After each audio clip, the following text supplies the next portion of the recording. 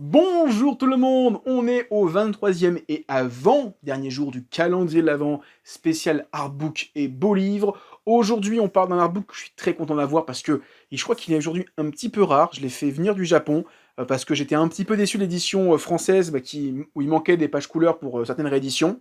C'est l'artbook de Doro et Doro qui s'appelle, donc j'ai plus le nom, Mud and Sludge, qui est sorti à la fin de Doro et Doro, donc c'est l'artbook de Kyo Ishida, où on a toutes les illustrations couleurs, des couvertures, outils promotionnels et les pages couleurs de l'œuvre, qu'on n'a pas forcément dans la réédition, enfin les réimpressions de Doro et Doro, parce que Soleil Édition, quand ils réimprimaient des tomes de Doro et Doro, des fois ils enlevaient les pages couleurs. Ce qui fait que tu payais le même prix qu'avant, sauf que tu avais les pages couleurs en moins, ce qui fait un petit peu chier. Alors, je crois que la nouvelle édition et les versions numériques corrigent ces délires de pages couleurs manquantes, ce qui fait chier pour si t'achètes les tomes physiques.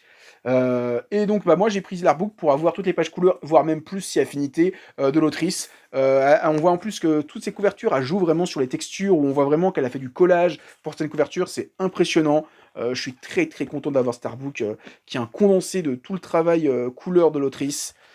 Un de mes artbooks préférés, plutôt costaud, cartonné. Alors c'est juste bizarre, on a l'impression qu'il y a eu un truc qui s'est foiré au niveau de la couverture, s'il n'y a pas de rebord, enfin c'est un peu bizarre, c'est directement dans le carton à vif, c'est assez étrange. Mais voilà, je suis très content avec en plus cet effet de texture, où en plus le titre apparaît en relief sous la lumière.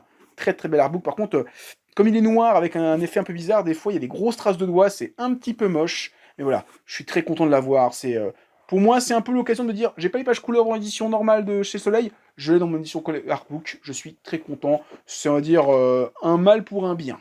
Voilà, c'est tout pour aujourd'hui. À demain pour l'avant-dernier jour du calendrier de l'Avent, spécial artbook et beau livre.